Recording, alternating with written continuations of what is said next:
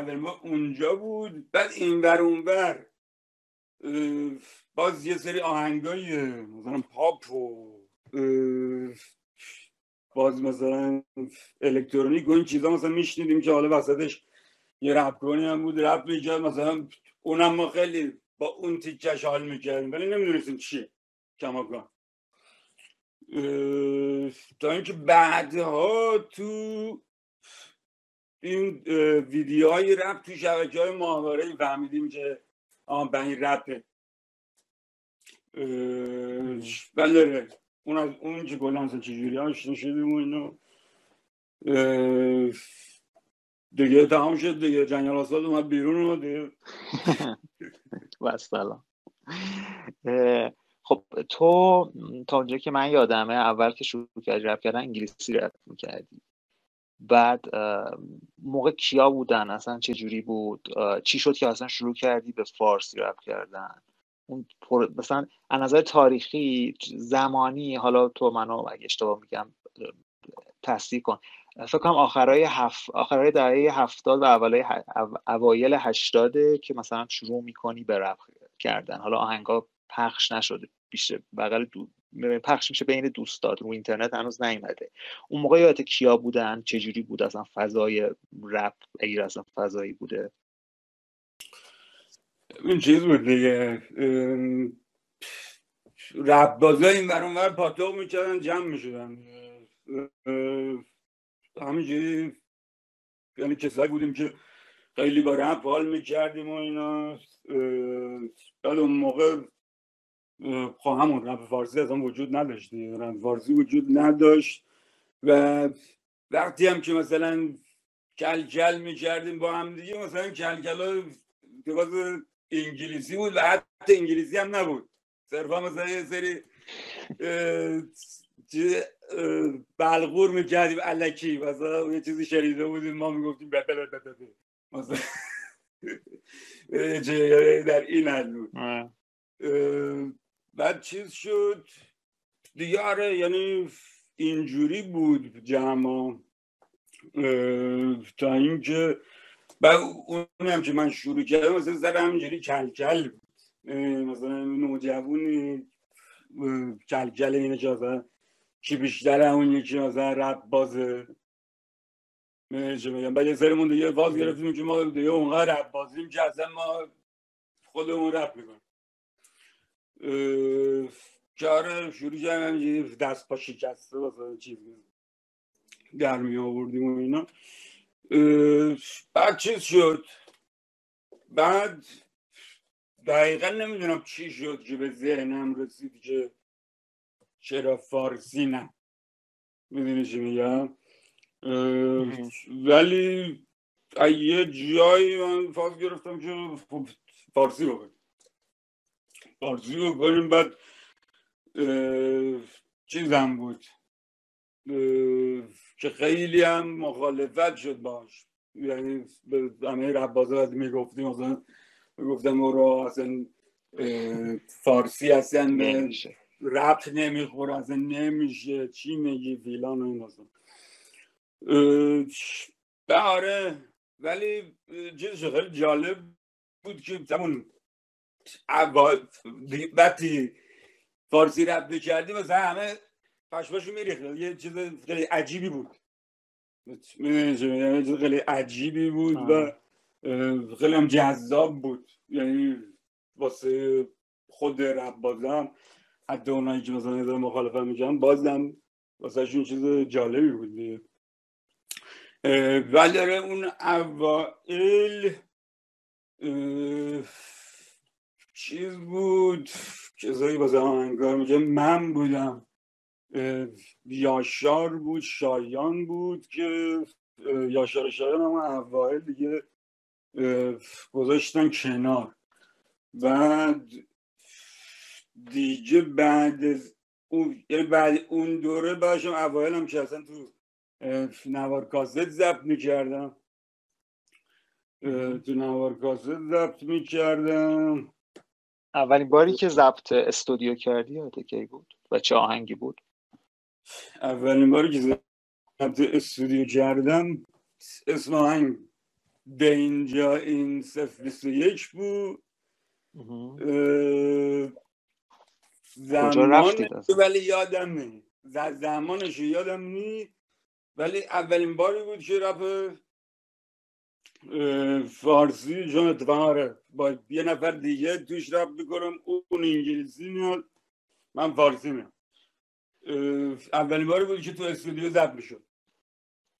زمان من یه کمکی تو زمانش رو بتونم بکنم. سایت تو سال 82 میاد بالا، تابستون 82 و اون موقع که میاد بالا 10 تا آهنگ توشه، یکیش هم همین دنجاین 021 و حالا قطعا قبل از این بوده دیگه، حالا چند سال قبل فکر کنم، چون که من خودم یادم قبل 82 شنیده بودم، این از دوستام که دوستای مشترک داشتیم شنیده بودم، ولی سایت که اومد بالا این آهنگا توش بود. حالا فکر کنم اشکان داری میخوای یه تیکاشو بذاریم، چون که قاعدتا خیلی نشنیدم تا جالب باشه. آره من همه یه رپ فارسو دارم، الان اون ترکو کلشو گوش بدیم. الان بذاری خودم میرسم کلش 2 دقیقه است، البته خیلی زیاد نیست. سروش ورس اوله همه هویتمون به باد میرن. آره من 20 سال من نیستم خیلی نذاریم. نه بذار دیگه آبرو بابا برنامه تاریخ دیگه این خوبی. الان میذاریم. مهدی مگه تو هم بودی؟ نه من اون موقع به دنیا نیومده بودم، این خیلی مال عصر اجره. نه در اون حد. اوکی جناب هر وقت چیز شد، چون من دیگه خودم نمیشتم صداشون رو، هر وقت دیدی که مثلا مشکلی از یا می‌خواستی قطعش کنم یه میوتی چیزی بکنی من نگاه میکنم و قطعش میکنم.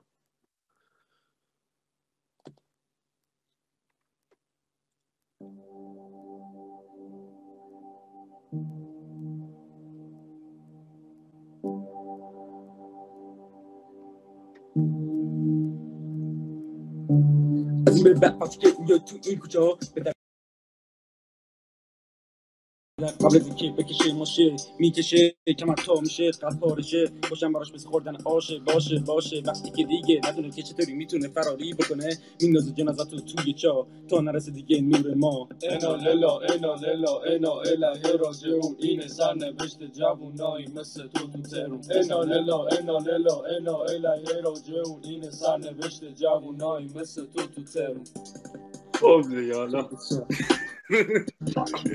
بنز کافی آبرون رو برد. آره بنز کافی آبرون رو برد.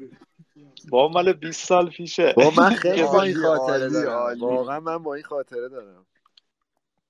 منم همینطور. آیکونیک ترین که شنیدم بکس سروش بود، نمیدونستم این نام هست. نه بذاره دیگه بذار بچه‌ها شکست نفسی میکنن. این ورس مال سال 81 مال 20 سال پیشه و هیچ کم رپ فارسی انجام نمیداد و نسبت به اون الان میتونیم بسنجیم چقدر تغییر کرده. یه ذره دیگه شو با اجازه سروش بذار بعد ادامه بدیم که به ورس سروش برسیم. ورس سروش تموم شد فکر کنم. آره ولی حالا انا للا راجعون این سرنوشت جوونایی مثل تو ترون. انا للا راجعون این سرنوشت جوونایی مثل تو ترون. Take a late night walk, everything dark, everything so quiet. آره سروش تموم شد. آره ببخشید دیگه زد کاناساج اهدیاره.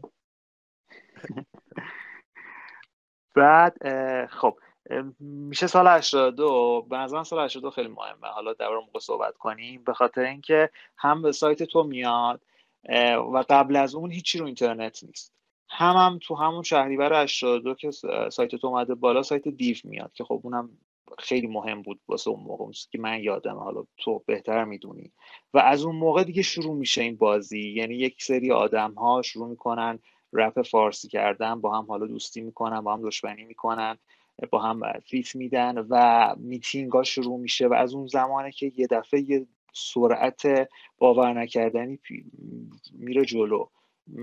یادت از اون موقع داستانی چجوری بود جو کلن و چجوری اصلا با هم آشنا میشدیم؟ آره ببین اون موقع یهو ترکی و من یعنی تا قبل از اینکه سایت بزنیم و اینا چه می‌کردیم؟ یا دستی میدادیم به رفیقامون اینا، یا مثلا تو اینترنت واسه یکی میفرستادیم اینجوری پخش میکردیم و اینا. ولی آره این سایت ها که اومد دیگه قشنگ میذاشتی تو سایت و هر کی میخواست میتونست دانلود کنه و اینا. چون اصلا قبلش هم ما همینجوری گلن آهنگا رو دانلود میکردیم و اینا دیگه از رپ‌کنای خارجی. ولی چیزی که خیلی بیشتر ترکون داستانو چیز بود، سایت 021/music.com بود که تو اون سایت هر کسی میتونست بیاد کاراشو بفرسته و کاراشو بذاره رو سایت. میدونی چه میگم؟ یعنی اینجوری شد که دیگه این نبود که سایت یه نفره، اینجوری بود که هر کی میخواست کارشو میفرستاد و میذاشتیم رو سایت. و از اون طرف کار دیگه که من کردم این بود که چیز میکردم، کلا همه رو تشویق میکردم که رپ بکنم دیگه. یعنی اونایی هم که فادشون این بود که آقا نه فارسی نمیشه و فیلان و این داستان ها، اونا رو هم هی سعی میکردم ترغیب کنم که بابا بیاین فارسی رپ بکنین، اصلا این دیگه دارین میگین رپ بازین و فیلان و این داستان ها، این دیگه ته دیگه رپ بازیه، بیاین فارسی رپ بکنین. خلاصه حالا اینجوری تحریک میکردیم. بعد از اون طرف یه سری از رپ‌کن‌های دیگر رو اصلا خودم شعراشون رو مینوشتم و بهشون میگفتم چجوری بخونن و فیلان و این داستان ها، که بیشترشن دیگه رپ‌کن‌ها بیشترشن همینجوری هی دست زیاد شه. چون همین که تو اینجوری فهم میکنم که تو یکی باشی که علاقه داره به رپ و یعنی خیلی علاقه داشته باشه به رپ، خب اگه نگاه کنه ببینه چند نفر دارن می نویسن و می خونن و این چیزا، خب یارو هم تشویق میشه دیگه. میدونی دیگه اینجوری نیستش یارو هرچی که میبینه رپ امریکا باشه. میدونی دیگه یه چیزی که بغل دستشه جلو چشش میدونه که انجام میشه، شدنی. مثلا یه سریا بودن دوستات هجیر، سائقه، نمیدونم حالا در ارتباطی دیگه نخوندن، درسته؟ خب آقای حساب بکنید تو این 20 سال این دارا خیلی ها بودن که اومدن تو رپ ایرانو. شغال کی بود آقا؟ شغال یکی از مهمترین میستریای رپ فارسی بود اون اولا. همین گفتن دنبال این بودن که شغال که میرفتی تو میتینگ میگفتن شغال داره میاد، ولی شغالی وجود نداشت. اولین آلتر ایگو رپ فارسی شغال. آره سروش خیلی توضیح بدی. شغالم آره دیگه، شغال من بودم، صرفا صدامو عوض میکردم یه جوری دیگه رپ میکردم. بعدا دادیدش به یکی دیگه فکر کنم، یا اینکه دیگه یه جایی به بعد گردن نگرفتی فکر کنم، یادم قدیمو یه جایی به بعد فکر کنم دادمش به رضا. آره منم همین فکر رو میکنم. آره فکر کنم رضا کشتش دیگه. ولی آره اونم اتفاقا چیز بود، یعنی هم کلا واسم چیز جالبی بود. میدونی چه میگم که اصلا به عنوان شخصیت دیگه هستم داری رپ میکنی و اینا کارتو میکنی، همین که دوباره اون هم در راستای دوباره همین بیشتر شدن رپ کنا بود. میدونی چه میگم؟ آره یه دونه چیز هم بود، حالا الان نکات فانو داری یادآوری میکنی من یادم میاد. سروش سیدی هم بود، یکی بود میگفت من هیچ کسم، اون هیچ کس الکیه. خیلی عالی بود، خودش جای هیچ کس جا میزد. بعد صداش ترکای سروش هم میخوند، بعد اسمش هم سروش بود، میگفت منم آقا هیچ کس، اون از من دزدیده. ویدیو هم ضبط کرده بود حتی. ویدیو داشت بکنم. خیلی عجیب بود، واقعا عجیب. الان مثلا تازه بدن مسی و اینا تازه اومده، ولی این اولین بدل بود. اولین بدل هم باز دوباره این بود. ولی آره دیگه خلاصه یعنی اوج داستان قشنگ اون موقع بود. یعنی اون موقع قشنگ موجه رو قشنگ میدیدی. میدونی چه میگم؟ موجه رو قشنگ میدیدی. یعنی من اگه جای برادر بودم، جایی که باز خفه میکردم ما رو اونجا بود. میدونی چه میگم؟ بعدش دیگه شرمنده داشتی، دیر شده بود دیگه. حالا یه ذره بیایم جلوتر. الان بحث 82 من میخوام فقط تفاوت رو ببینیم که میایم جلو. مثلا نمیدونم میرسیم با اینکه گفتم اگه یاد باشه اونو یاد چجوری بود؟ میتونیم یه ذرهشو بذاریم حالا اگه یا اینکه دربارش صحبت کنیم. کدوم میگی گفتم مرد؟ آره چون که اونم آهنگ خیلی معروفیه واسه اون موقع. دوباره میخوام بروبکس کجان؟ بگو که زود بیان. آره خیلی گل کرد. یادش بخیر. همون یه پیر شدی. اسمش این نیست ولی اسمش گفتم نیست. تو پیر شدی من چی شدم؟ گفتم من به اسم گفتم دارم. نمیدونم من الان پیداش نمیکنم. اوکی حالا پاکش یادت کل اینترنت پاکش کرد. نه من از همه یه سری ترک دارم که تو اینترنت نیست از اون قدیما. دامت یا NFT اینو ندارم فکر کنم جوانفر. یعنی دارم ولی نمیدونم. مهم نیست. آها پیداش کردم. گفتم مرد پیدا کردم. بذارم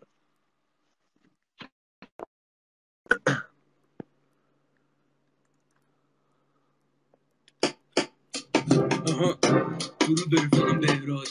امیدوارم اگه هستی خوش باشی. من میتونم خاصه بکنم بهراد.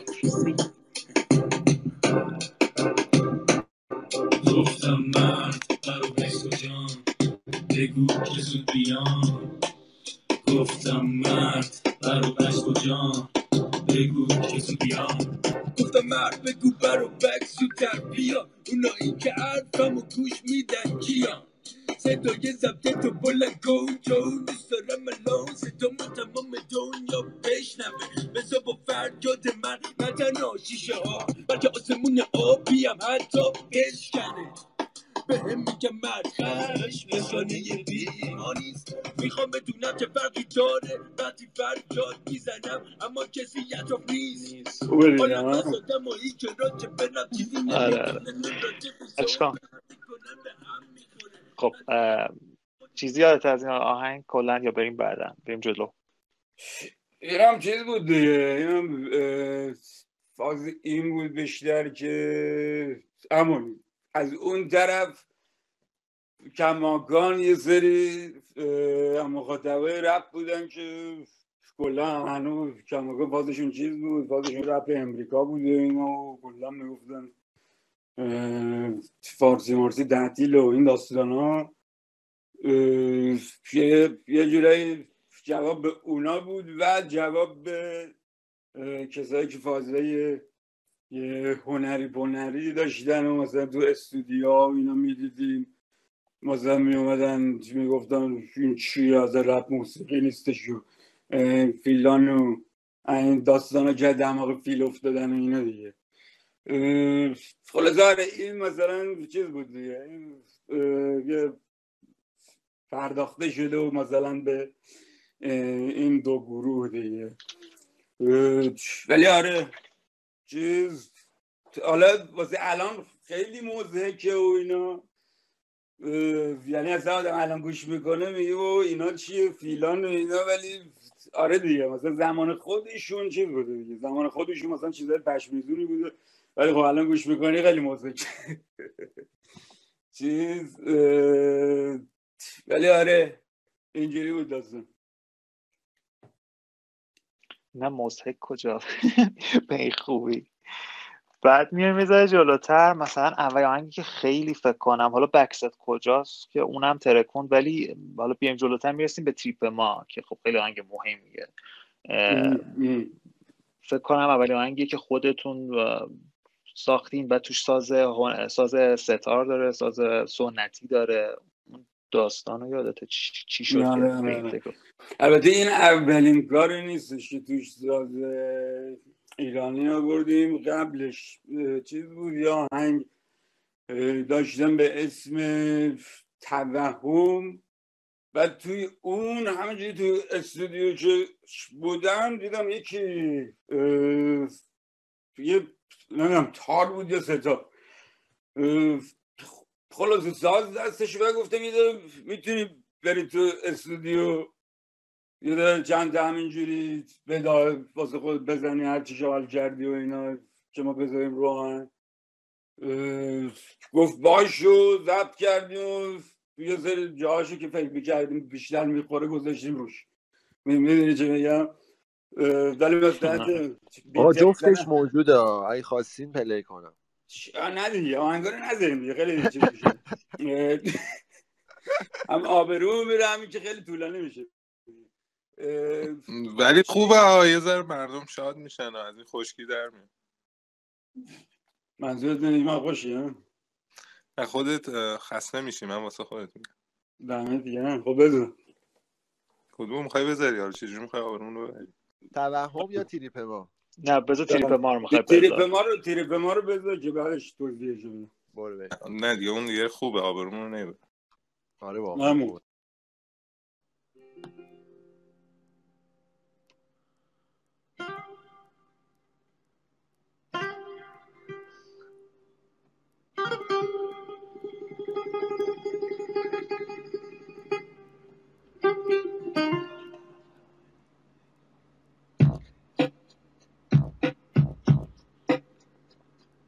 به نام خداوند جان آفرین، حکیم سخن بر زبان آفرین.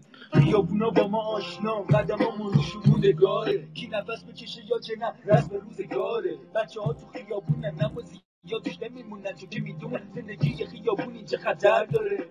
کسی نیست که بکس و برحضر داره، قدمامون چه سنگینن وقتی راه میریم. گیری به بکسمون رو همینجا میگیم، همه ها به کمر زیر لب این جمله رو میخونیم. خدا تو جنگل آسفال بذار زنده بمونیم. درختای آهنین حیوانای انسانن ما، رسم شاخبازی رو تو خیابون میکنن با. بچه هامون هنوز مثل و شاق مستن، تو که تیقه ها با این بدن و شنا هستن. هنوزم بکس ما با مرام میسارن، گیری به معرفت و برام. دارم برادری پاهاش چوبین تنه آهنی، اما نیستش از جنس آدمی. خون آریایی داره تو رگم جریان، این باشه یه حیاته که هنوز داره شریان. ایرانی زندگی میکنم ایرانی میمیرم، وقت جنگ از دهه تو درس میگیرم. همه ها به دستشونه شروع میشه دست و دمه، مسئونه میرسن هرچند هیجان کمه.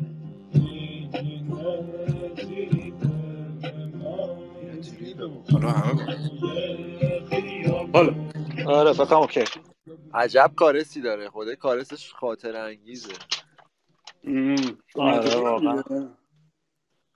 آره این یه بیت داری به برادری دارم، نیمتنه آهنی پای چوبی همچین چیزی. آها چوبی نیمتنه آهنی. آها من این آهنگو من شاید بالای 500 بار گوش دادم و یک دفعه 2 سال پیش فهمیدم داری چی میگی و میدونم مهدیارم نمیدونست، چون که بهش گفتم اونم نمیدونست. از بس بد نوشته بوده. نه از بس که عمیقه، بعد 10 سالم میتونی چیزی از توش دراری. خیلی عمیقه. شما به این خاطره ولی تو پلیلیست های من هنوز اینا هست. برای منم هست، حالا سروش خودش دوست نداره. چی؟ میگم شما به اینا میگی خاطره ولی من هنوز اینا رو گوش میدم، تو پلیلیستم هست. آره نه باحاله، بعضیاشون باحاله بعضیاشون ولی ندی. من چیزی که این قدیمی ها خیلی چند روز پیش یا یکی یادم انداخت خیلی فادش گرفتم یادم افتاد چیز بود، چرا ازم بدت میاد. نمیدونم یادتون هست یا نه ولی آره اون که عالی. آره بهترین ترک اون بازی زمانیه تو شما. آره قشنگ اونا اصلا یادش افتادم، دیدم همه الانم خیلی چیز خوبیه. میدونی چی میگم؟ اون موقع شایعه شده بود که دیسه، واقعا دیس بوده به شخص خاصی. شخص خاصش البته مشخصه، حالا اسم نمیبرم. نه من معمولا همه رو یه جا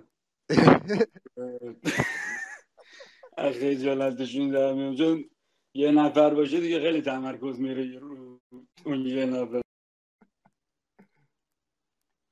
آره اون آهنگو هر کی که میخواست، دوستای من که میخواستن رپر شدن میگفتم برو این آهنگو 100 بار گوش بده بعد بیا ببین میخوای رپ کنی یا نه. تو میداد واسه کسایی که میخواستن تازه رپ شروع کنن. درباره تریپ ما میخواستی بگی سروش؟ آره تریپ ما خب چیز بود یعنی خیلی چیز گنده یه نظر تاریخی رپ فارسی اینا، به خاطر اینکه خب چیز بود، یعنی اولین کاری که آهنگسازیش رو خودمون کرد، اولین کاری که آهنگسازیش خودمون کردیم و چیز بود توش، یعنی حالا ساز ایرانی که توی چیز هم آورده بودیم توی توهم، ولی تو این خیلی درست حسابی تر آوردیمش دیگه، اونا همجوری زورچگون کرده بودیم درست. و آره دیگه آهنگسازیش با کی بود؟ آهنگسازیش هم با شاهین پژوهان بود و خیلی کار خوبی از آدم، یعنی اول چیزش در آورد درام و ایناشی در آورد، بعد یه آشنا پیدا کردیم که نوازنده ستار بود که دوباره مثل توهم گفتیم توی اتاق ضبط همجوری بداهه واسه خودش این چیزو چی میگن درامشو گوش بکن و واسه خودش بزنه همینجوری، واسه خودش بزنه همینجوری. بعد آخر سر دیگه چیز کردیم، انتخاب کردیم مثلا تیکه هاجی میخورد به داستان و این چیزها درش آوردیم دیگه. و خیلی جالبه که ما کماکان شک داشتیم، بعد شعرش اینا رو منوریبی روی خود درام خالی فقط نوشتیم، یعنی اون موقع نوشتیمش اصلا این ستاره اینا روش نبود. بعد آره تا اون دقایق آخر که انتخاب بشه و یعنی تیکه های ستاره انتخاب بشه و اینا، ما کماکان دو به شک بودیم که آیا اصلا این چیزی که ما داریم انجام میدیم شدنی اصلا یا شدنی نیست. میدونی چه میگم؟ و وقتی که انجام شد خودمون برامون ریخت، چون خب خیلی چیز بود دیگه. فکر کنم آره فکر کنم یه عمری مثلا چیزای دیگه شنیدی، میدونی چه میگم؟ بعد یه چیزی جلو سبز میشه که تا حالا نیده بودیم، خیلی حس عجیبی بود. دیگه هم که داشتیم بود که اولین ویدیوی تاریخ رپ فارسی هم هست، اینم به نظرم خیلی نکته مهمیه. آره کسی درست نکرد. آره که پشت بندش هم که ویدیوشو درست کردیم که حالا اون ویدیوش هم حالا کلی چیز خنده بود، مثلا دستمون گرفته بودیم دوربین میرفتیم اونور واسه خودمون فیلم میگرفتیم، بعد 2 بار چیز کرده نیرو انتظامی اینا جلومونو گرفت و همینجوری پیچوندیمشون با بهونه‌های مختلف، یعنی دوربین رو روشن میذاشتیم وقتی داشتن سینجینمون میکردن و فیلم. حالا فیلماش دیدیم ولی ایوه خیلی چیز خنده بود. آره فکرم کارگردان هم خودت بودی درسته؟ چون که ادیتش رو فرد کرده بود. آره ادیتش رو فرد کرد، چطور دیگهش رو خودم دیگه گفتم حالا اینجا رو اینجوری بریم و اعلان کنیم. یه جاش عالیه، یه جاش چون نورینا که نداشتیم چی، یه جاش چیز کردم شب شده بود دیگه نور نبود، بعدش به یکی از بچه‌ها گفتم تو چیز بکن، تو چراغ ماشین تو روشن کن، بعد همینجوری دنده عقب برو، بعد ما همینجوری جلوت را میاییم به سمت خودت، یعنی تو دنده عقب میریم ما میایم سمت خودت که صرفا نوره بیفته. که این دیگه تو ویدیو هم هست اینا. آره مهدیار فکر کنم این همین موقع است که تو هم مثلا با رپ فارسی آشنا میشی درسته؟ میخوای بگی تو اصلا از کجا با رپ آشنا شدی و بعد رپ فارسی؟ اوکی منم آره فکر کنم دقیقا تو همین، یعنی در واقع آشنایی شخص خودم به عنوان کسی که بخواد تو صحنه کار کنه، آره، ولی با خود رپ فارسی که خب قبل‌تر به عنوان یه شنونده و هوادار خیلی قبل‌تر از اون بود. فکر کنم مثلا سوم راهنمایی اینطورا بودم، 15 سالم بود که به صورت خیلی رندوم فکر کنم که دوستای مدرسه‌ام یه آهنگی داد که سروش هم بود، یعنی سروش توش نمیخوند ولی سروش فکر کنم اینتروش بود یا همچین چیزی، مقدمش یه چیزی میگفت. یه لحظه من یه سرفه بکنم صدام صاف شه. خیلی صاف نشد ولی فکر کنم بهتر. خوبه. ولی خلاصه از اونجا آشنا شدم، به نظرم خیلی چیز جالب و عجیبی بود. خصوصا فکر کنم من مثلا یه بچه 15 ساله تینیجر اولین بار بود که میشنیدم که اینا مثلا تو آهنگاشون راجع به یه چیزایی حرف میزدن که خب ممنوع بود، تو هیچ وقت نمیتونستی تو صدا و سیما و نمیدونم سینما و اینجور چیزا ببینی که راجع به مواد مخدر، نمیدونم سکس و کلا با لحن خیابونی، حالا فوش و خیلی وقت دعواشون هم میشد بین هم دیگه، اتفاقای عجیب غریب هم میافتاد و خیلی چیز جذابی بود، خصوصا واسه منی که یه نوجوان بودم. و اون موقع هم من یه ذره خودم توی جو گرافیتی کشیدن و این چیزا بودم که اصلا هم کارم خوب نبود، لطفا نرید پیگیری کنید. من عکساشو دارم پخش میکنم. ای بابا، یعنی میگم امشب قراره بعد آبروم بره. ولی خلاصه آره، توی یعنی از طریق اون گرافیتی و اینا هم من یه آشنایی با اون دنیای، حالا اسمشو بذاریم زیرزمینی، که هم این رپخونا توش بودن، ما هنرمندای گرافیتی توش بودن و اینا داشتم. و به جز اونم یه آشنایی با موسیقی داشتم، چون جدا کلا از بچگی کلاس موسیقی میرفتم و موسیقی کلاسیک و سنتی و این چیزا کار میکردم. اونم یه سه جدایی بود که بود به هر حال توی کیفم. بعد اینکه چجوری با خود صحنه آشنا شدم از طریق همون گرافیتی و اینا، یعنی چند تا از رپخونا اومدن به من گفتن بیا برامون گرافیتی بکش، من رفتم کشیدم و اونجا دیدم که باشون، یعنی در واقع اولین بار اونجاها رفتم استودیو و دیدم چجوری کار میکنن و حقیقتش خیلی ضعیف و بد بود کارشون و اونجا به ذهنم رسید که خب چرا خودمون مثلا خودکشی کنیم. آره، یا خودکشی کنیم یا سعی کنیم چیز بهتر بسازیم. ولی بابا این خودکشی هم نگو سروش، من توییت کردم خودکشی، انقدر بهم حمله کردن گفتن تو به کسایی که شاید واقعا با این مسئله درگیر باشن داری چیز میکنی. ما خودمون با این مسئله درگیریم بابا. ای بابا. خب کجا بودم؟ چی داشتم میگفتم؟ داشتی اولش رو میگفتیم که آشنا شده بودیم با صحنه. آره خلاصه اولی آهنگ از اونجا دیگه شروع کردم آهنگ ساختم، با چند تا از همین بچه‌ها کار کردم و اینکه با سروش آشنا شدم حالا اون یه داستان دیگه ایه که اگه بخوایم میتونم تعریف کنم اونم. آره دیگه ما همینجا اومدیم همینا رو بشنویم. چشم. نه تعریف نکن. اون قطعه‌اش میخوام سانسور کنم. نه با سروش از چند طریق مختلف آشنا شدم که دقیقاً خودم یادم نمیاد که اولیش کدوم بود. یکیش این بود که یه وبلاگی داشتم اون زمان که توش عکسای اولش حالا عکس مدیر مدرسه و چیزای بچگانه بود، ولی بعدتر رفت عکس رئیس جمهور و مسئولین نظام و این چیزا. این لفظ مسئولین هم مزدوری هم من اشاره کنم. ولی خلاصه که اینا رو میذاشتم و مسخره میکردم، حالا یا با کپشنی که زیرش می‌نوشتم مسخره میکردم یا مثلا عکس رو ادیت میکردم و اینا، یه جورایی مثلا مثل نسخه اولیه میم چیزی که امروز داریم.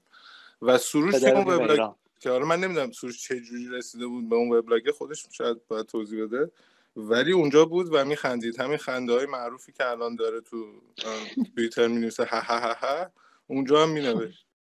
بعد که من از اونجا فکر کنم با یکی اونجا بود که شروع کردم در واقع باش فکر چت کردن و اینا یکی دو بار، و بعدش از طریق همون بچه‌هایی که داشتم باشون کار می‌کردم هم چند بار دیدمش حضوری و یه شبه رفاقتی بینمون شکل گرفت تا اینکه یه بار که داشتم باش می‌کنم چت می‌کردم بهش گفتم آره آهنگم می‌سازم، که گفتش که اگه داری خب بفرست، که یه دونه فرستادم و خیلی حال کرد. بعد احساس می‌کنم باور نکرد، یعنی مثلا فکر شاید از این یه جا دانلود کردم دارم براش می‌فرستم خودم درست نکردم.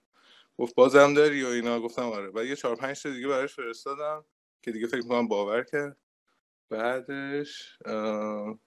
بعدش آره گفتش که با هم کار کنیم و اینا، که اون موقع یه دوره یه فازی هم گرفته بود می‌خواست خدافظی کنه. به من گفت بیا آهنگ خدافظیمو بساز. من گفتم چه فازی؟ سروش خدافظی چیه؟ که بعد خوشبختانه بیخیال شد سروش یادته اینا رو؟ نه من اینو یادم نیست که بهش گفته باشم آگه خداحافظی بزنی، ولی اینو یادم که دوره ای اونمون انسال پیش و فاز گرفته بودم ما دیگه بی خیال شما اینا، ولی آره. خب مهدی وبلاگر هم یادته سروش؟ آره ببین من چیزی که میگی من چند جهتیشو من تو ذهنم چند جهتی دیگه میدونی چی میگم، من دیگه مغزش فقط یه بودی کار میکنه. من صرفا اینجوری میدونم که آره یه چیز بود تو اکیپ بچه ها که بودین میدیدمت بینشون بعض وقتا و چیزم بود همون این بلاگرم من میدیدم که آره آشنا شدیم و اینا. همون نکته که هستش اینه که اون بیتی که واسم فرستاد، حالا من چند تا بیتش یادم نیست ولی دقیقا یادمه که یه بیتی فرستاد که من با کیکو بیسش اینا خیلی حال کردم. مثلا این کیک بیس توپولا بود میدونی، بعد اونجوری آهنگسازایی که اون موقع بود داشتیم اونجوری کیکو بیس قشنگ توپول اونجوری درست نمی‌کردن، بعد همون دیگه با همون کیکو بیس توپول دل ما رو برد دیگه. بعد فکر کنم مثلا قبل جنگل آسفالت زیاد هم آهنگ ندادیم بیرون با هم، درسته؟ یعنی همه رو گذاشتید واسه جنگل آسفالت. 2 تا آهنگ با هم بیرون دادیم قبل جنگل آسفالت، یکیش که منم همینطوره، یکیش هم کمک. بعد منم همینطور دومین آهنگ، درسته که تو برای اون بعدش دومی بود. اشکان میخوای بذاری حالا اگر سروش اجازه بده به ما؟ منم همینطورم. شبیه چرا ازم برات میاد اون موقع شایعه شده بود که دیسه، که فکر کنم بهش میخوره باشه. حالا ما کلا اصلا هر آهنگی میدیم شایعه میشه دیسه، فرق نداره چی آهنگ عاشقانه هم میدی دیس میشه. بذار پیداش کنم. کولی هم یه سری هم گفتن دیسه. آره اونم میگفتن دیسه دیگه، من موندم میدونیم هممون دیسه کی بود ولی دیگه بابا میذارمش هر وقت چیز شد بگید میوت کن جمع فرد دوباره قطعش کن. این آهنگ الانم واقعا خوبه، مخصوصا بیتش. من بیتش رو خیلی دوست دارم. شعرش رو بده نه شعرش رو دوست دارم. آره ببین همون چیزی که تو مهدیه واسه من خیلی جالب بود این بود که یه جوره فاز خودمو داشت، میدونی چه یعنی از این جهت که میخواد قشنگ بهترین چیز باشه، میدونی صرفا به یه چیز معمولی راضی نمیشه. مثل من بود که میگفت آقا این باید الان چیزی که درست میکنیم یه استاندارد خیلی بالا باشه و اونجوری راضی میشد.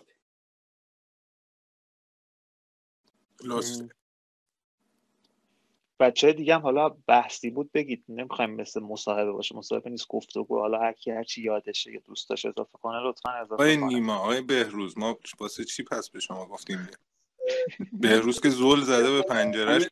نیما امیر تو هم من میتونم یکم صحبت کنم تو حالا خواستی بگو اشکان کلام بچه تحصیل آقای عزیز دونه الان بهروز میخواد صحبت کنه. بهروز بفهم. آره با سلام و عرض ادب. من حالا این قضیه جنگل آسفالت و قضیه هیچ کس و مهدیا رو به عنوان یه مخاطب که تقریبا همسن و سال سروش هم هستم میتونم از دید خودم به قول معروف تعریف کنم اون دوره رو و چجوری آشنا شدم و بگم برای چی به نظرم این جنگل آسفالت و سروش و مهدیا مهم بودن تو اون دوره. ببین اگر یه مقدار دیدو بازتر بکنیم اون دوره رو، ما یه چیزی داشتیم به نام موسیقی زیرزمینی ایران، این داشت شکل میگرفت. یعنی فقط رپ هم نبود، یعنی راک ایرانی هم بود. و اگر می‌خواستی یه ویترینی براش زمانی در نظر بگیری سالهای 80 81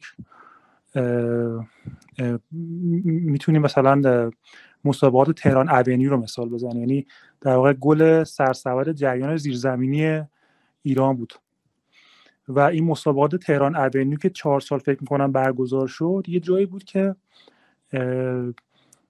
همه می اومدن، تقریبا همه اونایی که زیرزمینی محسوب میشدن، یعنی کسایی بودن که در موسیقی رسمی اون دوره نبودن و در موسیقی حتی پاپ اون دوره هم نبودن، به خاطر اینکه ما یه موسیقی رسمی داریم که حالا صدا سیما اونا بوده اون دوره و هنوزم هست، و یه موسیقی هم داریم که موسیقی لس آنجلسی بود، یعنی موسیقی پاپ اون زمان بود و طرفدارم خب زیاد داشت. این تهران اونیو یه ویترینی شد برای موسیقی زیرزمینی. حالا اون چیزی که تو ذهن منه از اون سالا، من اون موقع دبیرستان بودم و بعد دانشگاه رفتم و اینا، این نظرمو خیلی جلب میکرد. حالا به خصوص که رپ و راک آمریکایی هم گوش میدادم، راک انگلیسی هم گوش میدادم و این گروه رو دنبال میکردم. تو رپ هم خب مثل خیلیات مثلا NWA و یا مثلا توپاک و اینا رو گوش میدادم و برای خودم همیشه این سوال بود که چجوری مثلا میشه این فارسی بشه. ولی یه نکته هم هست، میخوام بگم که این جریان رپ و راک و اینا همه یه جوره با هم شروع شد، یعنی اگه یه موقع دیده بازتر بکنیم و این قضیه ایرانی کردن و محلی کردن راک و رپ هم اون زمان هم بود. یعنی همونطور که رپ سروش گفت که مثلا ما می‌خواستیم یه چیزی باشه که ایرانی باشه، به فکرم رسید، یا مهیار گفت که المان و عناصر موسیقی ایرانی توش بذاریم، اون زمان مثلا تو راک هم مثلا بود، مثلا گروه اوهام اونجا خیلی معروف بود که اشعار حافظ رو میذاشت و اینور چیزا، مثلا اونم به نوع خودش مثلا کار میکرد، یا گروه آویژه بود مثلا چند سال پیشش مثلا این کار رو میکردن. برای من کلا این جو خیلی نو بود، یعنی مایی که مثلا یا تلویزیون داشتیم نگاه میکردیم حالا موسیقی که اون زمان بود، یا مثلا شوهای تنین میومد از لس آنجلس تو این نواره VHS میومد، بالا ماهواره برش اضافه شد. این جوی که اصلا شروع شد اوایل دهه 80 برامون تازگی داشت. حالا برای منی که همه موسیقی رپ و راک آمریکا رو دنبال میکردم این برام جالب بود. یه نکته دیگه هم که حالا میخواستم بگم اینه که الان به خصوص تبع این که میگن فلانی کی اول شروع کرده و کی اولین آهنگو داده و کی اولین کار کرده، این الان یه مقدار جوش دوباره مقدار داغ شده. اونم به خاطر اینه که موسیقی رپ توی 1 سال 2 سال اخیر دوباره کم رو اومده، مجاز اومده، آلبومای دیگه اومده و چون قدیمی ها دوباره فعال بیشتر شدن، رپ الان بیشتر جلو دیدن قرار گرفته و این بحث باز کی اول شروع کرده اینا هم بازم داغ شد. من میخواستم یه چیزی رو بگم که از این مقدار عبور کنیم، ولی به هر حال یه چیزی رو که اول شروع کرده و اهمیت هم داره، ولی یه مسئله دیگه هم هست، اینه که کی تاثیرگذار بوده و کی تونسته اون رپ فارسی، اون هسته اصلیش رو که ما الان برمیگردیم نگاه میکنیم به دهه 80 و توش تاثیر بیشتری گذاشته باشه، اون به نظر من خیلی مهمتر از اینه که ما بگیم فلانی اول شروع کرد یا فلان آهنگ اول اومده. این وسواس تاریخی زیاد ما رو به جای نمیرسونه، ولی به نظرم تمرکز روی تاثیرگذار بودن و جریان ساز بودن و اینکه آینه باشی برای زمان خودت مثلا مهمتره. برای من رپ فارسی یه جورایی از دل دبیرستان‌های پسرونه در اومد. یعنی من قشنگ یادم این حرفی که سروش زد که یه جوی بود، یه موجی ایجاد شد، قشنگ جو ما بود توی دبیرستان و بعدم دانشگاه. یعنی که ما از این وضعیت موجود هنری و اجتماعی خسته بودیم، دوست داشتیم یه چیز جدیدی بشنویم، یه موسیقی دیگه‌ای گوش کنیم، یه فیلم دیگه‌ای ببینیم، یه کتاب دیگه‌ای بخونیم و این هم در واقع انگار در راستای همون بود. و اینکه مثلا کسای دیگه هم بودن، حتما بودن که حالا سروش هم گفت که شایان بود یا شار بود، اصلا سالومه امسی بود. حالا اینا رو که دارید میگی من الان یاد یک همکاری تو با سالومه هم افتادم. یه آهنگی بود روی چشما رومن یعنی آلازمی توپاکو بود، فارسی کرده بودی. اونا به نظر یه ترک در مهمیه. آره اونم خیلی مهمه. نمیدونم. آره اونم واقعا مهمی بود. و یه چیزی که برای من تو سروش متفاوتش میکنه و مهمش میکنه، کلا موسیقی مهدی و سروش با هم تو دهه 80 شروع کردن، 3 وجهش به نظر من نکته تمامی. چه خبر؟ برو تو دایرکت صحبت کن دیگه. چه خبر اینجا؟ بابا چطوری؟ بچه ایمن هم صداش خوبه آی بخونه. ایمن صداش خیلی خوبه. ایمن آقا فارغ از اون بحث این که آلات موسیقی و بیتا به اون شکل یا ویدئویی که ضبط میشد و اینا، جو پسرونه اون دوران هم همین بود. یعنی که ما همیشه یه جو نمیدونم هم دغدغه ایرانی کردن، هم یه جو فیلم فارسی هم اون دوره بود. یعنی که من فکر میکنم همین اولین تریپ ما مثلا خیلی نشأت گرفته از جو فیلم فارسیه یه جورایی.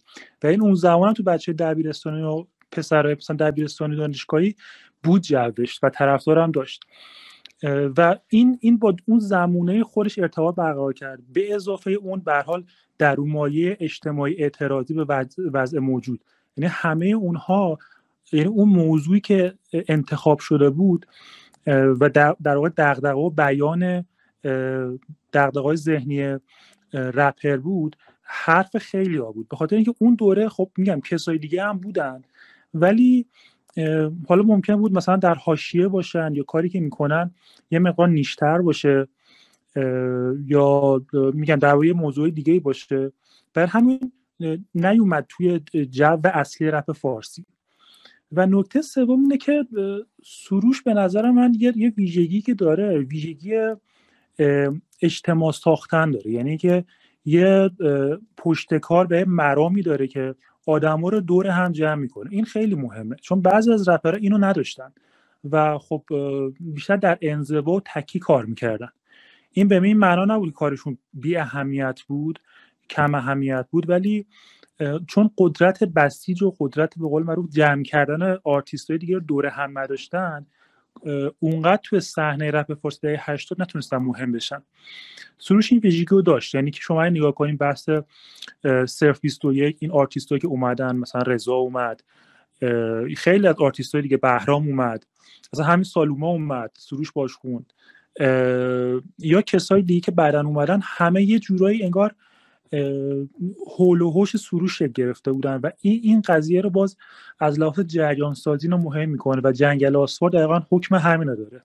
یعنی گل سرسبد همین جریان سازی تو رپ فارسیه. این به نظر من خیلی مهمه.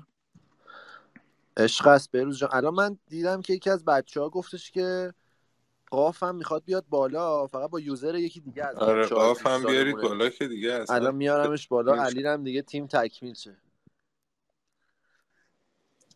مرسی بهروز. سلام علیکم دوستان، من امیر کران هستم. صدامو میشنوید؟ امیر جان یه لحظه ما یه سلام علیکی با قاف بکنیم بعد بریم. حتما. ما این قاف اصلا گیر نمیاریم، الان واقعا غنیمته. حاج علی صدامونو داری؟ میوتی. سلام به همه. سلام علیکم.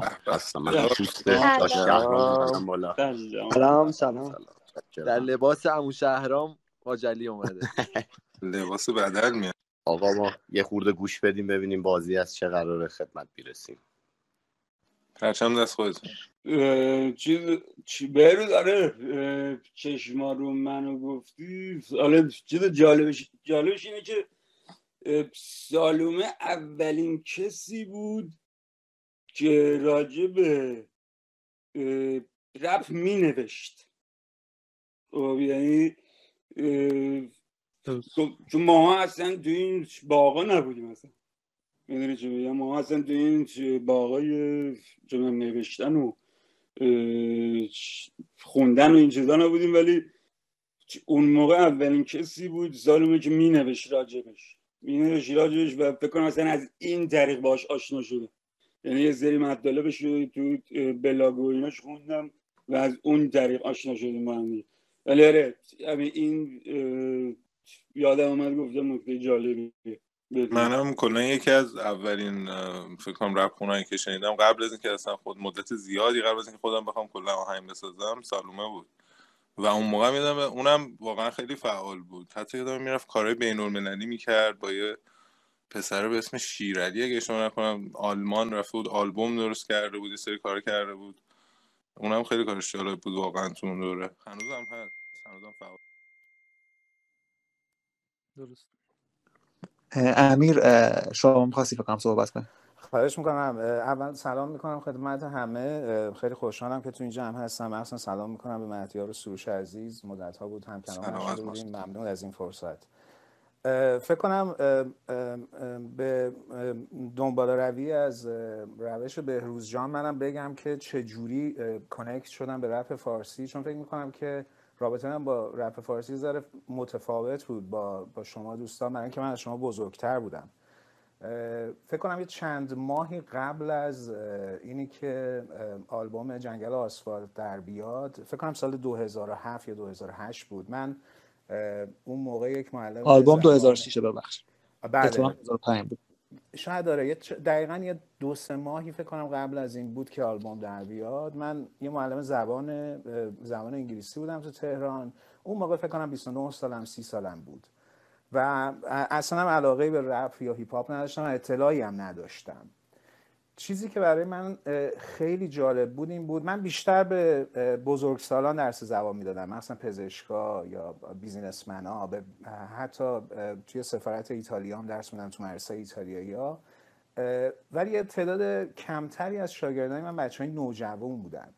چیزی که برای من خیلی جالب بود این بود که احساس می‌کردم که این بچه‌ها تنها رابطه‌ای که با نوشتار دارن از طریق یک مجموعه از متونه که من هیچی ازشون نمیدونم و اینا دارن بهشون گوش میدن و دارن بر مبنای تقلید کردن از اونها یا مثل اونها نوشتن دارن مینویسن و دارن متن تولید میکنن که باشون وارد گفتگو میشدم، میگفتم اینا چیه مینویسین و اون بچه‌ها به من رپ فارسی رو کم کم معرفی کردن. من یادم یه روز یکی از این شاگردا چند تا دیویدی پر MP3 به من داد و گفتش که برو به اینا گوش بده. کلاسی که من باهاش داشتم تخت آبوس بود. کلاس بعدیم تو شهرک غرب بود. من شروع کردم به گوش کردن و به این کاری که این بچه‌ها داشتن می‌کردن و به نقطه‌ای رسیدم که کلاس بعدی رو حذف کردم، زدم کنار تو شهرک غرب و ساعت‌ها نشستم به این صداهایی که این بچه‌ها تولید کرده بودن، به متونی که تولید کرده بودن گوش می‌دادم و واقعاً شگفت زده شده بودم که چه مجموعه عظیم و مجموعه غنی از متن و موزیک تولید شده که ماها که سن بزرگتری داشتیم بیخبر بودیم و چجوری این بچه‌های جوان‌تر دارن با این گنجینه ارتباط برقرار میکنن و دارن ازش استفاده میکنن و منبع الهامشون شده، مثلا همونجوری که گفتم توی نوشتار. خیلی درگیر رپ فارسی شدم، شروع کردم اینا رو مدام گوش دادم و فکر این بودم که یک مقاله بنویسم که چند ماه بعد همون شاگرد یادم به من گفتش که بیا یک چیزی اومده بیرون که باور نمیتونی بکنیم، کار اختلاف سروش رو گذاشت و آلبوم به من داد و این باعث شد که من به صورت جدی فکر کنم که در این مورد چیز بنویسم و مقاله‌ای نوشتم اون موقع به نام تنهایی یک رپ کن فارسی، یا به انگلیسی نوشتم The Loneliness of an Iranian Rapper که چاپش کردم و برام خیلی جالب بود که خبرنگارای خارجی با من تماس میگرفتن و دوست داشتن که بچه‌ها رو ببینم، باشون صحبت کنم. ما یه سری ملاقات هایی داشتیم، من این خبرنگارا رو متصل میکردم به بچه‌ها. چیزی که حالا بعد از برخورد شخصی دیدم و بیشتر شناختم این بچه‌ها رو این بود که واقعا من صلاحیتی ندارم که در مورد ابعاد هنری این قضیه صحبت کنم، ولی بچه‌ها رو به صورت روشنفکرای ارگانیکی می‌دیدم که از پتانسیل‌های بسیار بالایی در درک شرایط اجتماعی و سیاسی موجود ما برقرارند و مهمتر از اون از اینی که اینا رو به صورت خلاقه به نحوه‌های جدیدی بیان بسته‌بندی بکنن و به یک اودینس بسیار بزرگ بدن رو میتونن، این قابلیت رو دارن که این کار رو به راحتی انجام بدن و در واقع همواره به صورت بیشتر یه سری جامعه شناس میدیدم این دوستان رو و این علاقه ادامه پیدا کرد تا اونجا که رسیدش به دعوت کردن از سروش که بیاد به ورکشاپی که من نقد ادبی توش درس میدادم و چاپ کتابی که داشتیم که حالا اگه دوست داشته باشین در مورد صحبت میکنیم بیشتر. امیر جان تو زیادی به ما لطف داری وگرنه زیاد چیزایی که میگیستش واقعا. فکر نمی کنم اصلا اینجوری باشه و فکر می کنم که کاری که شما کردین یک خلأ بزرگ فرهنگی رو توی مملکت ما پر کرد. متاسفانه دهه‌های بعد از انقلاب ما دچار یک بحران روشنفکری شده بودیم و روشنفکران ما از نگاه بالا به پایین به نظر من باعث شده بودن که بچه‌های ما از نوشتن، از خلق دوری بگیرن، برای اینکه احساس میکردن که این توانایی رو ندارن. من احساس میکنم که رپ فارسی یک قدرت فرهنگی بسیار بزرگی بود که به بچه‌های ایرانی این اجازه رو داد که به خودشون به صورت خالق نگاه کنن، به صورت نویسنده نگاه کنن و فکر میکنم که تأثیر واقعا شگرفی داشته کاری که شما کردین. شاید با جرئت بتونم بگم شاید بزرگترین نهضت فرهنگی که من میشناسم توی این 2-3 دهه گذشته رپ فارسی بوده و حالا شخصا به عنوان این معلم خیلی تشکر میکنم برای اینکه اون خلأ اجتماعی رو خیلی خوب پر کردید. مخلصیم. حالا یعنی روشنفکرینا رو نمیدونم ولی اینی که میگی که همه سعی کنن یه صدایی داشته باشن و اینا، آره اینو کاملا قبول دارم که قشنگ رپ فارسی یعنی باعث شد که آدمای مختلف بتونن حرفشون رو یه جور دیگه‌ای بزنن، یه جور دیگه‌ای بزنن و یه سری مخاطب داشته باشن کسایی که همون حسا رو دارن و همون فکرها رو میکنن، تو کلشون میگذره و همون تجربیات رو دارن یا این که اصلا میخوام با تجربیات یکی دیگه آشناشم. میدونی چه میگم؟ بیا یعنی اینجوری بگم که مثلا چه میدونم خود من اونجوری اهل مطالعه و این داستانا نبودم ولی خب وقتی رپای رفیقامو گوش میکردم یه جورایی اون فازو میگرفتم. میدونی چه میگم که یکی دیگه داره تفکراتشو اینجوری قشنگ تبدیل به شعر و رپ میکنه و من میتونم استفاده کنم و واسه همین به نظرم یعنی همیشه به نظرم باز تشویق بشن همه کسایی که علاقه من به رپ و اینا که خودشون رپ بکنن. میدونی به خاطر اینکه ما هی صداهای بیشتر و بیشتر میشنویم، هی با تجربیات بیشتر و بیشتری آشنا میشیم. آره دمت گرم.